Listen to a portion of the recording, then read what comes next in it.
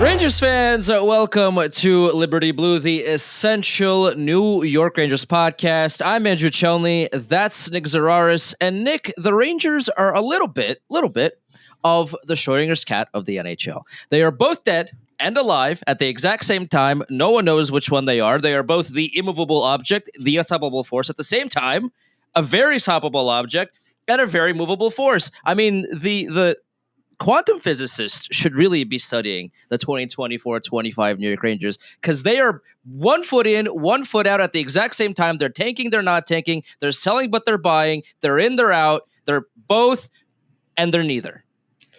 And that's kind of been that has been the single most, I don't want to say consistent, but recurring theme over the last handful of seasons. And depending on which end of the spectrum you look at, you could have a different takeaway where you look at the team from 3 years ago and you see, well, they went to the conference final. You could argue upset the Penguins in the first round and the Hurricanes in the second round. They put together a nice stretch run where they actually had some pretty good 5-on-5 numbers those last 15 games of the regular season.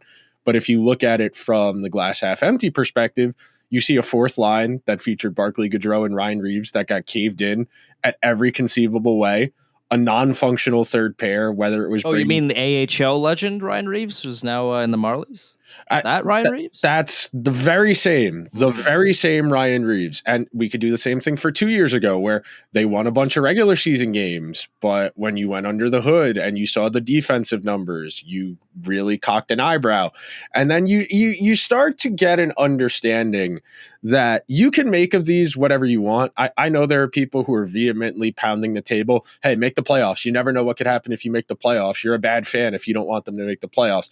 Whatever. I mean, sure, if you want to play Toronto in the first round and give Toronto their second series win in 20 years, by all means, we can do that. You saw what happened when those two teams played each other last week. You saw what happened when they played each other earlier in the season. Toronto's a significantly better team. If Florida leapfrogs them or Tampa Bay leapfrogs them, same deal. Those are teams the Rangers have histories with, and those Ranger teams are a lot better than this one. And when you sit here looking at it, it kind of feels like people who don't know when to leave, like the lights came on at the bar and everyone's cleaning up who works there, but they're insisting the conversation they're having is too important to leave.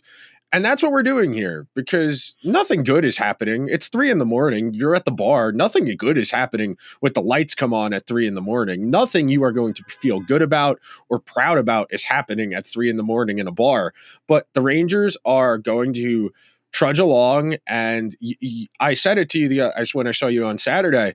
As the broadcast was starting, Brian Boyle said, well, if you're the Rangers, you don't really care how you win this game. You just got to find any way to win this game. And they took that to heart as much as you possibly could because they didn't bother. That first period is one of the worst periods of hockey I've ever seen. One shot on goal, by the way. And it was Rippe just going to the net. And like at a certain point, and we were talking about this the other day, at a certain point, if you just keep skating into the other team and turning the puck over, even under minimal pressure, you're not being serious. You're not doing your job. And like, it sounds crazy to say this to a professional athlete, but if you are doing the same thing over and over and over again, and you can't even get the offensive zone, let alone generate a shot on goal, maybe you want to try something different. Or maybe the coach who gets $4 million a year could uncross his arms and take the scowl off his face and actually coach. Because every time they cut to Laviolette on the bench, he's just standing there with his arms crossed and the biggest sourpuss on his face I've ever seen.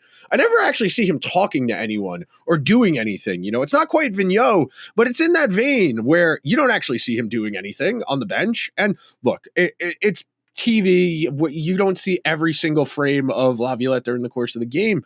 But how is this? He does talk, by the way. I mean, like, you know, the broadcast doesn't show it a lot of the time, but he, you know, he does do things on the bench. I'm not. I know. I definitely understand that, but like, if you are the coach and you know the buck stops with me, I run this ship, and that's the effort you got for a Saturday matinee game where the cheapest ticket to get in the door was $210. And like, look, I'm beyond the point of like the guys care. They don't give a shit that the tickets are expensive. They don't. And at a certain point, you got to ask yourself, why am I getting this mad? They can't be bothered to put in an effort. They keep skating into the Canucks, who are not exactly a defensive stalwart. Those aren't the 2002 Devils. That's not Stevens, Danico, and Niedermeyer. God bless Quinn Hughes. He's the best defenseman in hockey. Beyond him, that team is atrocious defensively. And they put on a defensive clinic in the first period. Yeah, well, I mean, after the game, I asked Brennan Othman, like, how, the team went from the high of the Sam Rosen ceremony. Everyone's cheering. Everyone, wants to win for Sam. And then you get to the end of the first period. You get one shot on goal. The whole arena is booing you because your effort was so bad. And then you go, like, how did you go from that to somehow winning the game? And Othman basically was like, yeah, I don't blame them for booing. Because there's their passion and all these things, and he was he mentioned that they had a conversation after the first period with within the team, but again, like, how many of those do you have to have? Because here's the thing, that ain't the first one. it's not the first, it's not the second. We know, I think it was after the Calgary game where there was the report that there was a lot of airing out after that game, and there was a whole lot of players only meeting of the year. Yeah, there was a there was a lot of words being said and being thrown around. Okay, but then you go against Toronto and you play pretty almost as poorly, because that Calgary game was one of the worst games I've ever seen in my entire life, and I've watched this sport for now 28 years. That you go into Toronto, you play slightly better, marginally better, you still lose the game, and then you play against Vancouver, one shot on goal in the first period, and you have to have another screaming match in the locker room like 2 days after you just had one, because the message isn't there. And even then, like, the Rangers won that game. Kevin Lankinen kind of gave that game away. I mean, there was a few of those goals. Kevin Lankinen gave away that game so bad they're going to play Demko tonight, who's probably not healthy enough to play, but they're going to try and power through. Lankinen was so bad that Vancouver was like, oh, wait, we gave him a 5-year contract for how much money? We gave him how much money to play hockey? That's how badly Kevin Lankinen played on Saturday. But, despite that, the Rangers won the game, but it's not a game that they are very proud of. Like, they got 12 shots on goal, 11 shots on goal, whatever it was, and 5 of them went in. Like, yeah, the game is like, that's the beauty of this game, where you can just have EA Sports NHL Ice Tilt every now and again and just win, because hockey is a strange anomaly of a competitive activity that we like to watch and go do. But you take a look at the deserve-o-meter, where Vancouver's deserve to win was so high. Like, the Rangers literally was maybe 3 pixels big. That's how big their sliver of to win was, and they somehow pulled it off because Kevin Lankinen kind of gave the game away. So, you won, cool. Now, can you play a game in which you win and it's at least relatively convincing? And the reason, because that hasn't happened. Like, I know you shut out Columbus, who they've been on a free fall for the past few weeks since they beat the Rangers on the 9th, but can we have the last convincing win, even the shutout win against Columbus? Like, it was okay. I mean, definitely wasn't as bad as it was against Vancouver. But the last convincing wins the Rangers have had were those back-to-back 4-0 wins against Nashville and the Islanders, which, by the way, was almost a month ago at this point. And Calvin DeHaan still hasn't played since those games. I would like to see him play, please and thank you. And the reason it's not important from a style points perspective. It's important because you need to actually start building something. Right. And that's kind of the point. I've been talking about this a lot on the Oilers show, but your regular season, you're supposed to be making incremental progress of raising your floor throughout the course of your season, so that by the time you get to the playoffs, you have a pretty high floor. So that way, on a night-to-night basis, even if you don't have your A game, you can hang around in that game, in a playoff game. And then, because you're incrementally raising your floor, because you're making progress, because guys are getting more comfortable, they're able to play with more confidence, they're able to play better, that's going to tangentially raise your ceiling, because if you start from a higher point, the capacity of how high you can go gets higher, and the Rangers haven't been able to do that. And they haven't even done the 2 steps forward, 1 step back thing. It's been 2 steps forward, 2 steps back the whole season, where they play one decent game. Then the next time out, they look like they have never played organized hockey before. And it takes them a period and a half to start playing something that resembles organized hockey. And at that point, you are riding your top guys too much. You aren't able to make as much of an impact and swing that game. And that's really what's so frustrating about this, because everybody knows that there is a looming cloud over this team for what's going to happen this upcoming offseason. I would be remiss if I didn't think that was weighing on a good chunk of this team, that quite a few of them realize, damn, we messed up. We messed up really bad. And a lot of us, some of us, aren't going to be here next year. I mean, I was going through clips and putting notes together for today.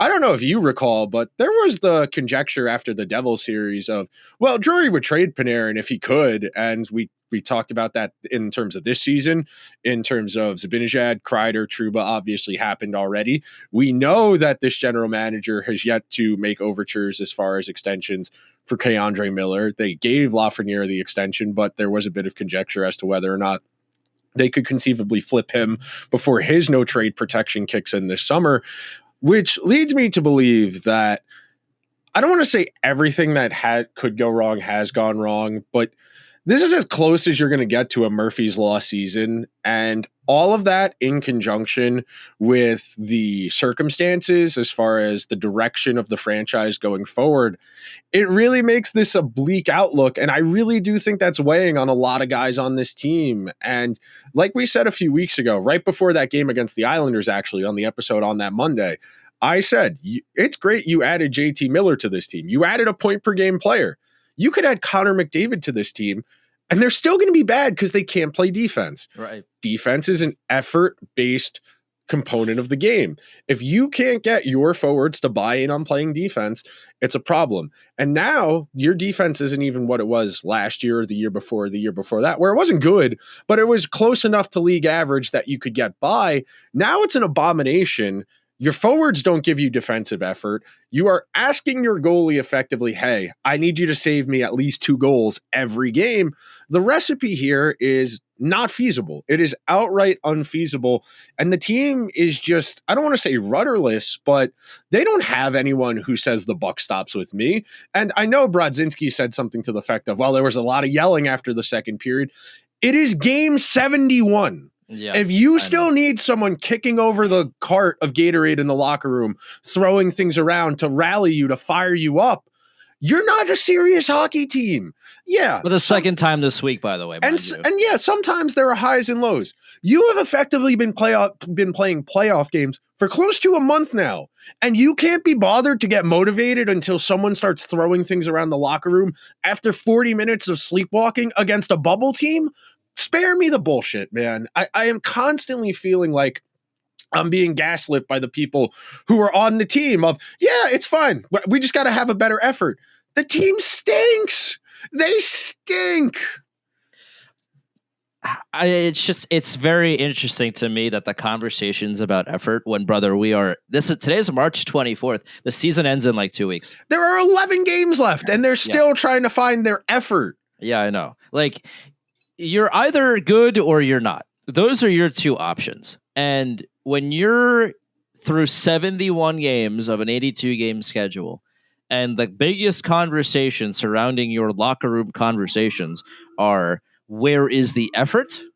I don't have to tell you which camp the Rangers are in, good or bad. Like, it's at this point, if we were having this conversation in early November where the effort was bad, okay. Or if they were a young team. If this was a bunch of kids and they were trying to figure it out, those are different. If this was like Montreal 3 years ago and they were playing poorly, it's like, yeah, I mean, of course. Like, they're all, green NHL players that just need to go through growing pains in order to get better. And you see the fruits of that labor in Montreal right now because the Habs are on an absolute heater and now they're in a playoff spot because of years of laborious growing pains with the same head coach, with the same, mostly the same core of Montreal Canadiens. And now you take all of that and you go on this big run that Montreal is currently having, and they want it. That's the thing that you're seeing out of this Montreal team is, damn, do they want that playoff spot? Like, yeah, there's still a little green, right? They don't have a lot of players don't have playoff experience or meaningful NHL game experience. Whereas in recent years, the Canadians would just be bad. So like come, March and April, they'd be playing for spoilers, but they wouldn't be playing for anything. And now they're finally getting some experience of we're going into we can get into a playoff spot. We gotta play well. And they have been. The Rangers are, first of all, every team that is fighting with the Rangers right now have games in hand. The Rangers are playing like it's preseason a lot of the times. They're playing like they're not, like their season isn't on the line. I got news for you. Your season's on the line, guys. Like, I don't know if you know this. It's March 24th. You're going on a road trip right now. You got 11 games left. And if you don't win like 8 of them, you're not making the playoffs. Either start winning games or just fold. Like you can't do this 1 foot out, 1 foot in thing. And that's like it's funny because the roster is doing it, the coach is doing it, the general manager is doing it. It just seems like the entire organization is we're all in, but also not really at all. It's just strange, and I would love to understand, where that is coming from and how to. I mean, I can't fix it, right? I'm not in the locker room. I'm not Chris Shuria. What can I do? But hey, we were the ones who suggested Evan Rodriguez and Dylan Strome some years ago. We actually did have the solution to your problem. We sure did, yeah. But it's just one of those things where it's like, why is everybody so in and out at the same time? Like that, you're not 20 points out of a playoff spot. You're right there. You're not playing like you're right there. One good week. You're saying, like, you're talking to us like you are right there. Factually, you are. You're not playing like it. You keep saying that, your effort is bad. Brother, it's March 24th. Why are we still talking about the effort? And yet still somehow you're still so close to a playoff spot. Like, this is the most baffling season of Rangers hockey I've ever seen. And there are layers to this. And I think a lot, my takeaways after 2021, 2022, 2023, even this past year when they lost to Florida, my biggest takeaway was they tried to have both at the same time. That they said we were in on a rebuild, but we added Trouba, Panarin, Adam Fox. We brought in Tony DeAngelo before that, Zibanejad before that.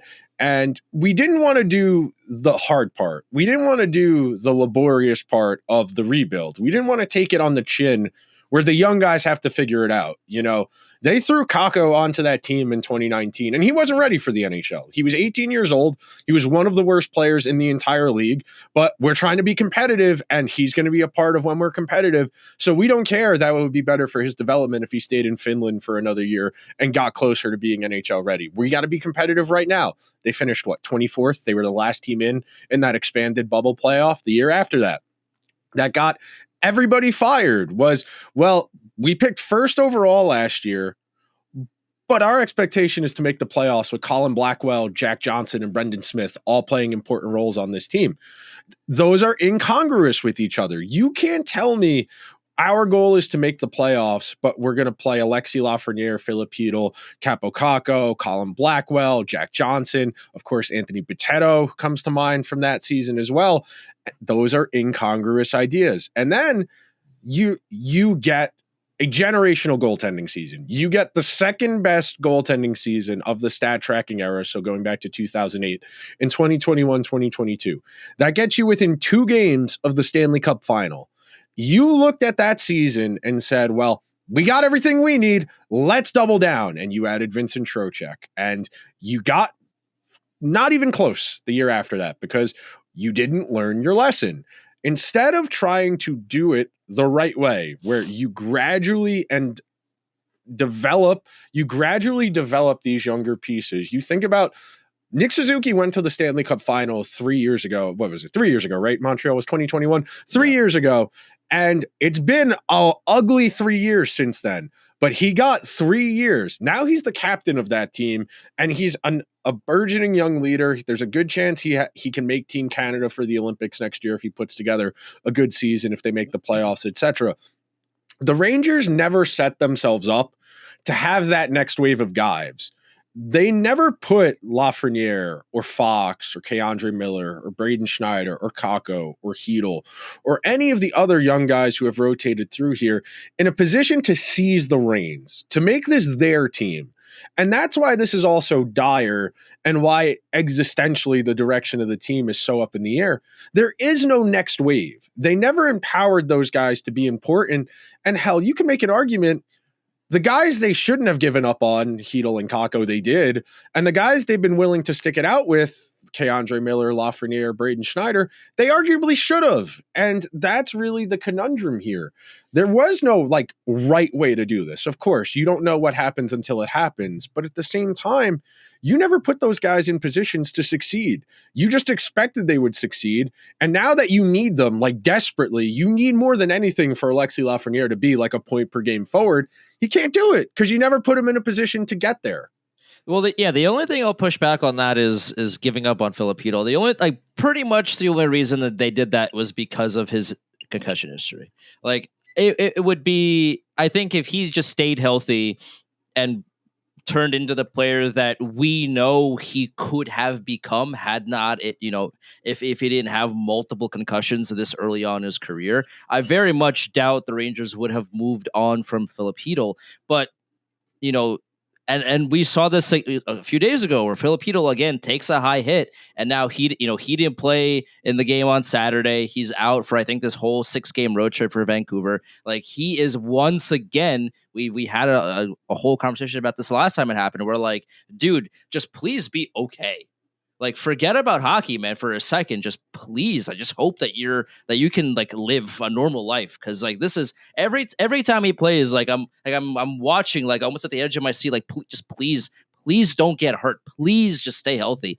And it's just really, it's sad. It's sad to see that Filipino again gets hurt and again he's out. And I just hope he's okay.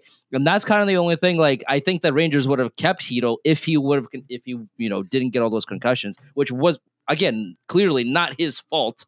He doesn't, people just don't give themselves concussions. I don't know if you know that, Nick, but it's just a set of unfortunate events that have led to that trade. But everything else makes a whole lot of sense. You watch Kaapo Kakko in Seattle right now, my man's just deking out He's goalies getting 4 on more minutes per game than in he breakaways. was as a Ranger. He's really turning into a player that the Rangers really could have used.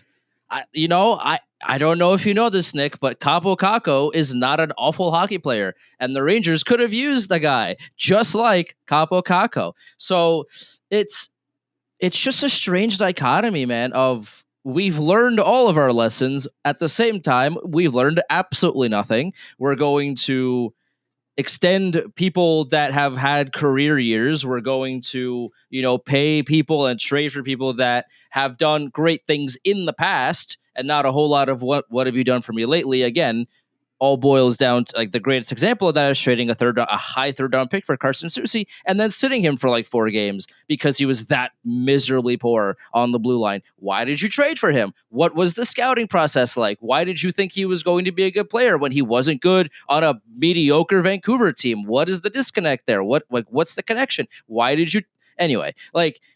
It all boils down to they are in both places at the same time, pretending they're not, and they don't know which camp to choose.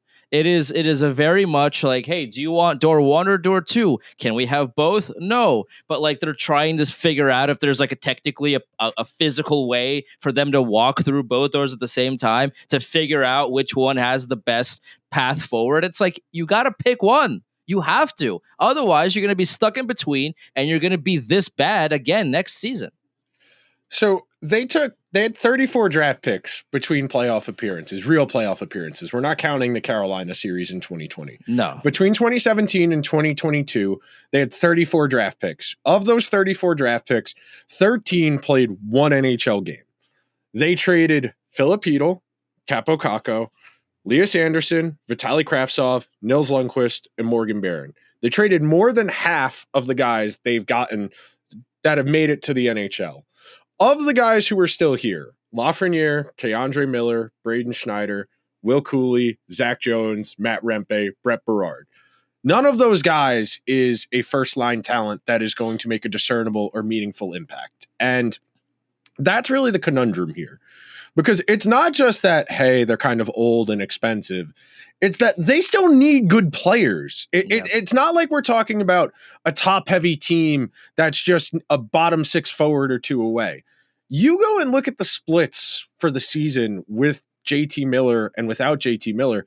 It really hasn't made a whole lot of a difference in the underlying numbers. They are still underwater in expected goals and high danger chances in the month and a half since he got here. And you ostensibly need one more top six forward at least. You need a first pair left defenseman more than anything else. You arguably need a second pair right or left-handed defenseman, but we're locked into Will Borgen and Carson Soucy for some reason. And Urho Vakanainen, who, again, I don't know if you're familiar with the tweet. It mostly goes around on football Twitter, but the tweet is, if the tweet leads off with former first round pick, you know the player is turbo dog shit. Anytime you are referring to a guy who was a first round pick 10 years ago and has like 200 career NHL games, we know what we're doing here. We know what this is. This is not everybody thinks they can fix the reclamation project. What about the 99-year legacy of the New York Rangers would lead you to believe they could reclamation project someone? And occasionally they've hit, turning Ryan Spooner into Ryan Strome. Sure. Good example. That worked out well for you. But you think about this, and I was looking this up for the thing I wrote for my Substack. The Rangers haven't had a first round pick record a point per game season as a Ranger since Brian Leetch. That was the last first round pick because JT Miller did it as a Canuck and that counts. But other than that, we are not talking about a team that drafts particularly well. And when you are constantly going to free agency and you are constantly going to trades, you're always paying market rate or higher to keep these guys. And that's really where they get to is the house has been falling apart for a while. So they've been doing improvements and incremental repairs on credit cards and high interest loans. And now all those loans are getting called and they have no money. That's really the problem here. They have been trying so hard to stay where they were and get a little bit better that the bottom has started to fall out. And now the house is still falling apart. They've tapped all their credit and there's literally nothing they can do without ripping off pieces of the house that you kind of need. And you are really boxed in, and I struggle to see a world where you can get better as much as you need to, as significantly as you need to, as fast as they need to take advantage of the guys they do still have. Because there are good individual players on this team, but there are so many ineffective and bad ones that it doesn't really matter. Do you know how bad your team has to be to cancel out a Norris Trophy caliber defenseman and a Vezina Trophy caliber goaltender? That's how bad the Rangers are right now, that they have two players who are top 5 at their position, and it doesn't even matter. They can't even be average. Well, and here's a comment from Just Me 77. Did you see Mika saying the way they played versus Calgary would have been acceptable if they won? Well, I definitely saw it because I was standing right next to him. But yeah, it's like that whole mindset is something that I personally don't agree with. Like, here's the thing. I'm just ultra competitive, and I know that because people that I play video games with or just like out playing basketball with or whatever, they think I'm crazy and I'm a psychopath because I am, but that's beside the point. Like, I want to win at all costs, but also I want to play well.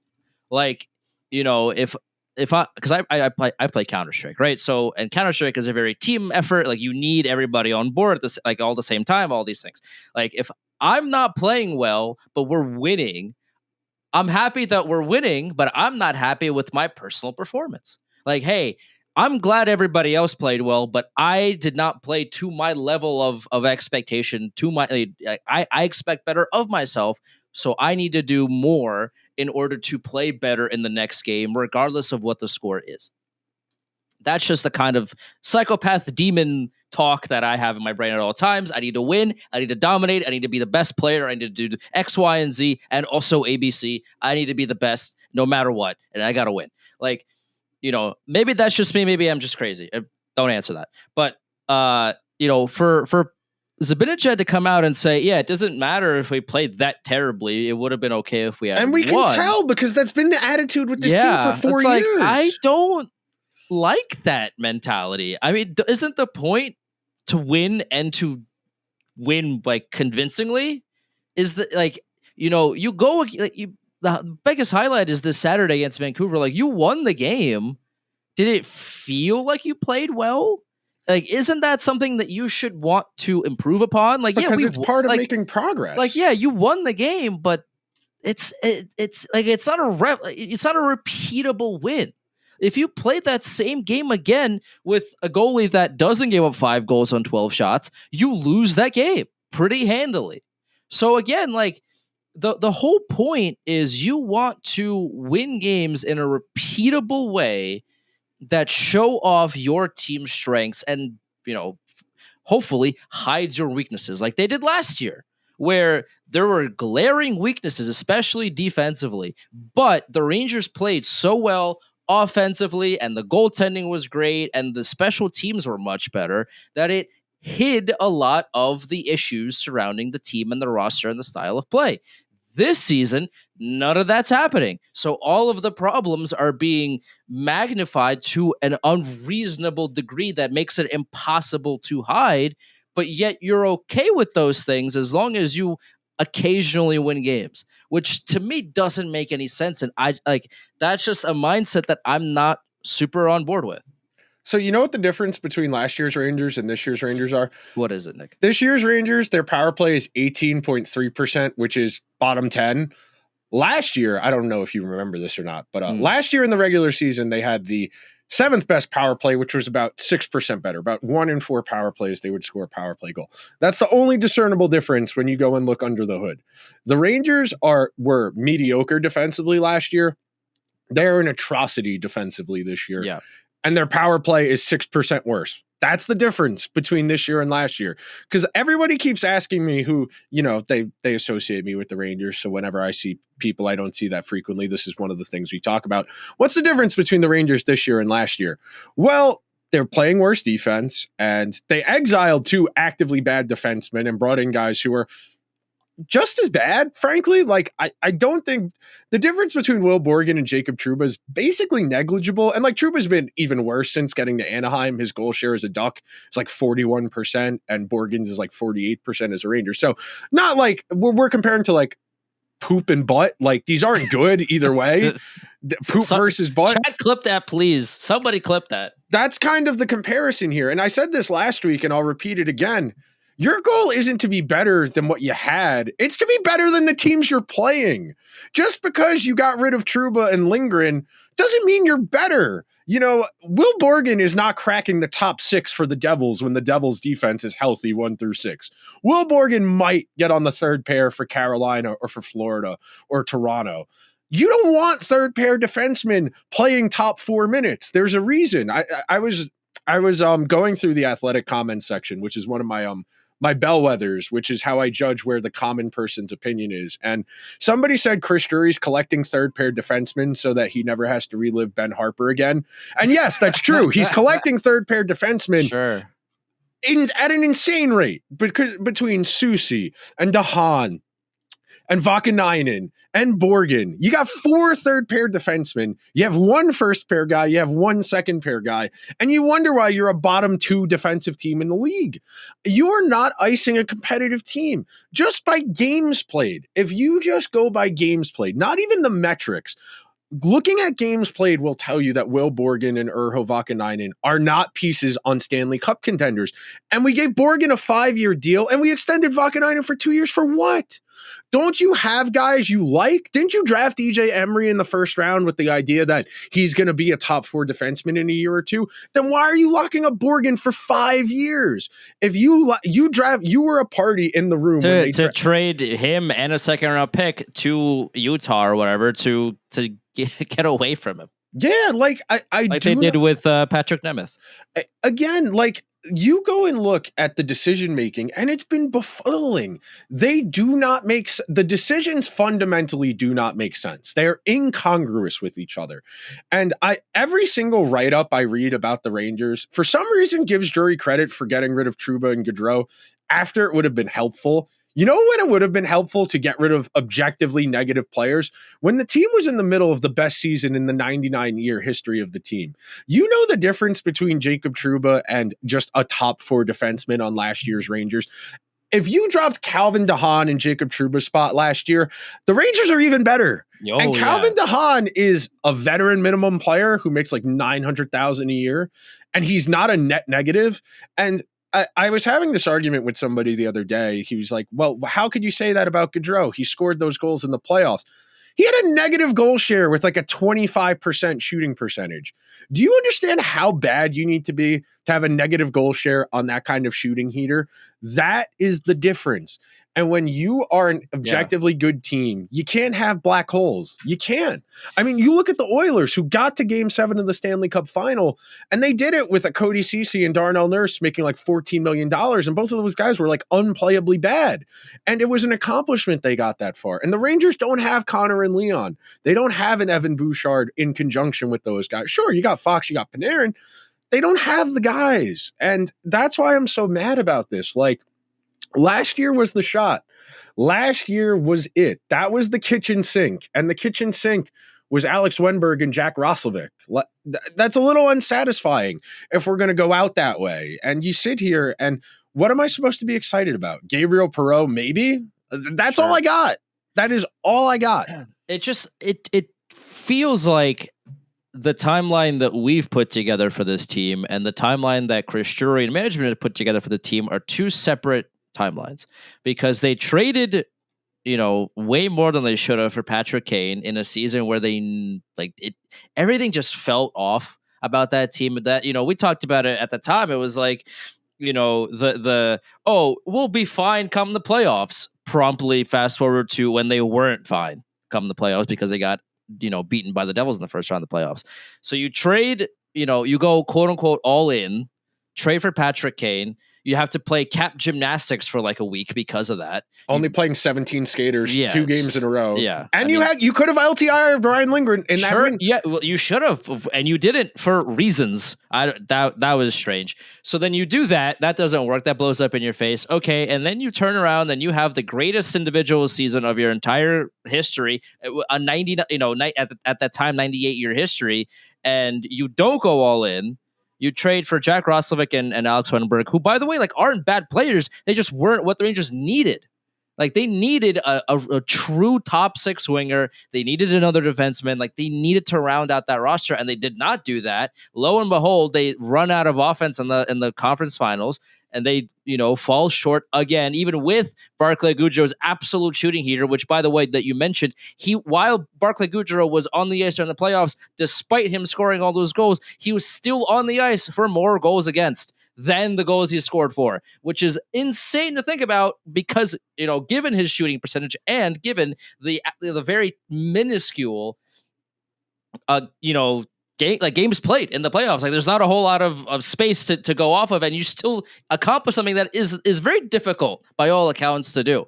So now you reach a point this season where everything is going wrong. You're selling Riley Smith, but you're buying Carson Soucy, but you're buying JT Miller, which again, I say this every week, JT Miller is a good player and the Rangers are better because of him, but it doesn't, the question about the timeline of this team grows with that addition, because you're trading for JT Miller, who's a third, in his 30s with a big contract. You also trade for Carson Soucy, who's 30 years old, who played miserably on a mediocre Vancouver team, whose contract doesn't end until the end of next season.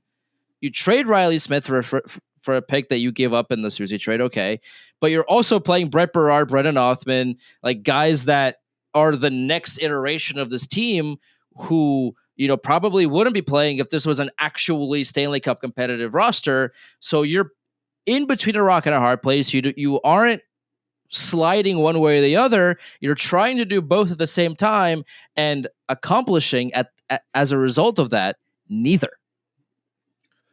While you were talking, I went and pulled it up on Natural Stat Trick. So last year in the playoffs, Barclay Goodrow played 16 games. Had an on-ice shooting percentage of 10.8. So that's Goodrow and the guys he was on the ice with. They scored on 10% of their shots on goal. They had a 940 save percentage in their ice time. So a PDO of 105. So we would classify that as 5% over what you would expect, 5% over average. And as you said, they were outscored 6-5 in their minutes with those underlying luck numbers on their side. Just a testament to how ineffective they were. I mean, 24% high danger chance share. But again, the problem at hand, as Andrew and I have been articulating now for a little more than a half hour, they're trying to do both at the same time. They're not making progress in either direction. You know, a week ago, 2 weeks ago, you could have said, well, they lose a few more games. They play their way into the top 10. They give away their pick this year to Pittsburgh. So next year when the draft is better, you keep that one. That's more important.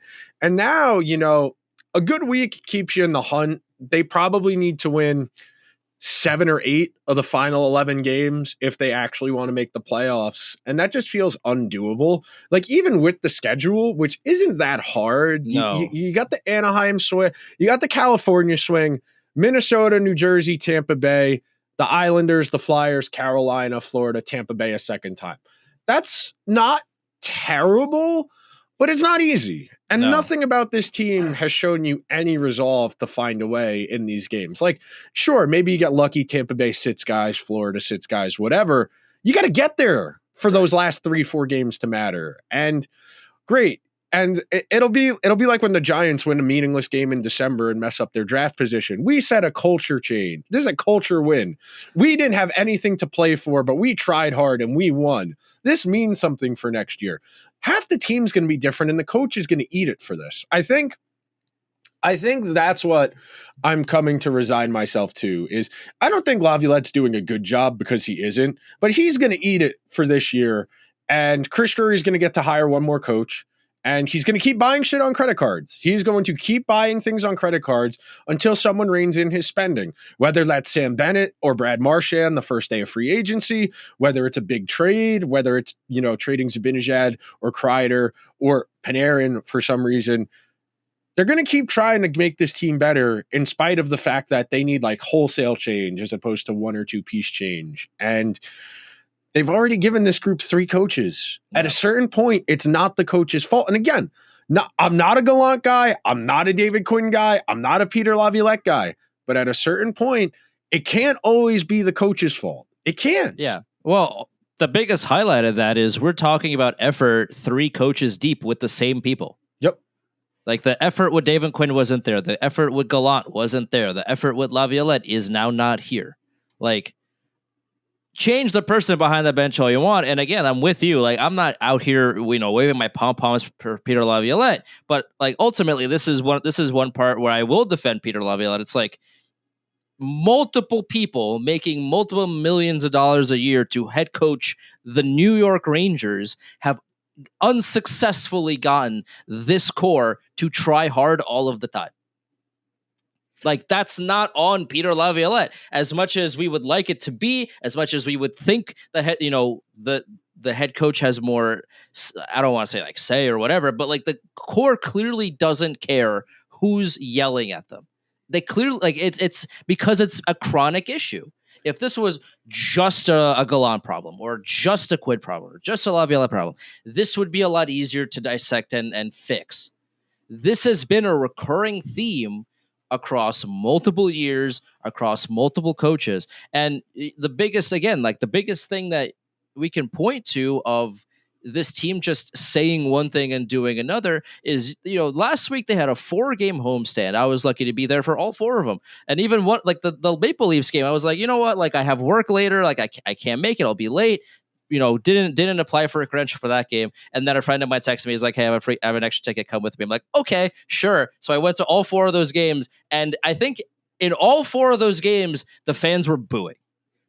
Like, it's the middle of March. Now it's the final week of March. And you're talking about making the playoffs. The playoffs? Talk about playoffs? Like, you're talking making the playoffs, about effort, about all these things, and across 4 games in probably the most critical week of the season, in which you lost 3, you played so poorly, the fans that paid hundreds of dollars to come see you were booing you because the effort was so piss poor. Like, you can, you know, at a certain point, you have to show me, don't tell me. You have to show me that you want to win. If nothing, for the people that spent a lot of money to come and watch you play. You have, I don't know if MSG, I don't think, sold out any of these games or whatever, but the MSG was pretty packed for all 4 of these games. People, like you said, the cheapest ticket against Vancouver was like $200 something.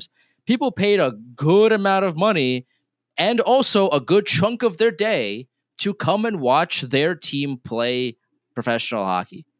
And in all 4 of these games, the fans were booing you, and you're talking to me about effort in game 71 of the 82 game regular season. I come on, that's just we get real for a second. Like, get real for a second. You can't do this, man. You can't be talking about effort, but your effort on the ice when it actually, like, when you can actually show me these things, is so bad that your own fans in every single game were making it known how badly you're playing. Like, you can't come on, man. Like, we're living in 2 different realities here. And I think that nicely ties into what we've been talking about, how this has been a recurring problem for years. And that was the takeaway after the Carolina loss in 2020. That was the takeaway after the end of the 2021 season, after the 2022 season against Tampa Bay. It's not that we aren't good enough. It's that we need to try harder. And if we try harder, we'll be a better hockey team. And fundamentally, you reach a tipping point. Like, no matter how hard Mika Zibanejad tries, he's never going to be as good as Alex Barkov. There's nothing on God's green earth Zibanejad could do to be as good as Sasha Barkov is. There is nothing Chris Kreider can do to be as good as Matthew Tkachuk is. And that is the issue. It's not a matter of trying harder. It's not a matter of grit. It's not a matter of toughness. You need a certain baseline level of skill to compete with the best in the league. And the Rangers have just enough that they get in the conversation. And then, because their talent falters and they believe in their talent, they say, well, we just got to try harder. If we just try a little bit harder, we can turn those 43, 57 games into 48, 40, 52 games. And a 48, 52 game, we got Shesterkin, we got Fox, we'll be okay. And that's the problem. You cannot try just to get it close. That's why the Rangers have come up short consistently, is they are not just it's not just that they don't have enough good players. It's also that the guys they do have, they don't meet the threshold. Like, even if you want to give them Panarin, and Panarin's been a Hart Trophy guy, candidate 3 of the 5 years he's been as a Ranger. I have no qualms with that. But his game hasn't been as sticky in the playoffs as it is in the regular season, and you never gave him a second guy to play off of his skill level. Like, Trocheck's fine. He's not an elite player in any capacity, and that's been the issue. Like, as good as Fox is, as good as Shesterkin is, you need to have that second forward. The only team to win the Stanley Cup in the last 10, 15 years without 2 elite forwards is the Blues, and that was the most extreme outlier of extreme outliers. Every other team has at least 2 guys who you would say probably going to the Hall of Fame or definitely going to the Hall of Fame up front. And that's really the bar. The Rangers don't have that. And that's why they've come up short. And instead of acknowledging, hey, our guys aren't good enough, it's we just got to try harder. We just got to get tougher. We just got to get grittier. And at a certain point, no matter how hard you try, no matter how tough you are, if the other team's better, they're going to beat you. That's how sports work. If the other guy's better than you, no matter how much you keep running it up, you can keep it close. Occasionally you can upset them, but you can't live that way. You can't constantly need everything to go right to beat a team better than you. That's just not sustainable. And that's been the issue. None of this has ever been all of that sustainable. Punk rock fundamentally puck rock rate. Puck. Well, I like my head is saying punk rock, but there this is Puck Rock Rangers. We should make shirts with fundamentally on it somehow. I think our first merch drop will say fundamentally the best Rangers podcast in town. That's all. Fundamentally on fundamentals, yeah. On fundamentals. Fundamentally, that comment's right. Real quick before we get out of here, is there any chance in hell they can win 8 out of 11 games? I mean, at this point, like, this season's been so ridiculous It's not out of the question, It's not which out is of the why it's question, stupid. which is the funny. Like, you could sit here and tell me the Rangers are going to win the next 8 and 11. I'd believe you. That they'd lose 8 of their last 11, and I'd believe you. That they'd go like 6-1 and 4 and get there, and I'd believe you. Like, there's so many like, you could tell me the Rangers would win all 11 somehow, and somehow like turn into like, my headcanon again, the 2012 LA Kings make it to the playoffs last day of the season, then they go on to win the cup. Like, I will believe just about anything at this point. Could they? Yeah. I get, like, yeah, sure. Like, they have the talent to do that. The talent that they have on this roster is good enough so that they can win 8 of the next 11. LA is a good team, but they should be able to beat LA, especially because their goaltending isn't all that great. Anaheim, very beatable team. I know Jacob Trouba is going to be chicken winging everybody on the Rangers roster, trying to make his point that they shouldn't have traded him. The passive aggressiveness from that is going to be tremendous. It's really going to feed families for a while. And then you go to San Jose, a team that you should beat pretty handily every day of the week, even though they just went to, I think that they hosted Boston, and I think they beat Boston because Boston right now is like, they're just done. Like, they are fully done. And, again, looking ahead, right? You just beat Minnesota in overtime. You could do it again. New Jersey is a broken team that's missing like half of their roster. Jack Hughes is out for the rest of the season. Dougie Hamilton won't play in the regular season. Like, this is a team that, you could beat. They haven't really been playing well either. Tampa Bay, right? Like, that's a tough game that maybe if they played relatively well, they might win. I don't know. Maybe Vasilevsky has an off day. Maybe they play Jonas Johansson or whoever their backup goalie is. Maybe they play Brendan Halverson. Rangers legend Brendan Halverson. Maybe they play him. It's against the Rangers. Maybe the Rangers, score a few goals on him and they win that game. Like, the Flyers, the Islanders, like there are winnable moments here the rest of the season. But again, we said this last week. Winnable moments against Calgary, even against Toronto. Like, Toronto didn't play all that tremendously well. Edmonton didn't play all that tremendously well. But you have to show up and you have to play like you are, your number one objective is to destroy the other team, not just win the game. You have to prove it to yourself and the fans. You are here and you're a serious team. And you should be feared when, like last season, teams would play the Rangers and be like, oh my God, this is the best team in hockey. Like, oh, like, how are we going to beat them? Now it's like, oh, this team mustered 13 shots against the Flames. They mustered 11 shots against the Canucks. Oh, like, oh, just don't literally give the game away. We'll win, and we'll win easy. Like, that's the sentiment right now. And if you're the Rangers, either you change that in the next 11 games or you prove everybody else right. Those are your options. The hockey players go to Cancun, or do they go somewhere else? Is that only for the NBA guys who do the 1, 2, 3 Cancun in game 82?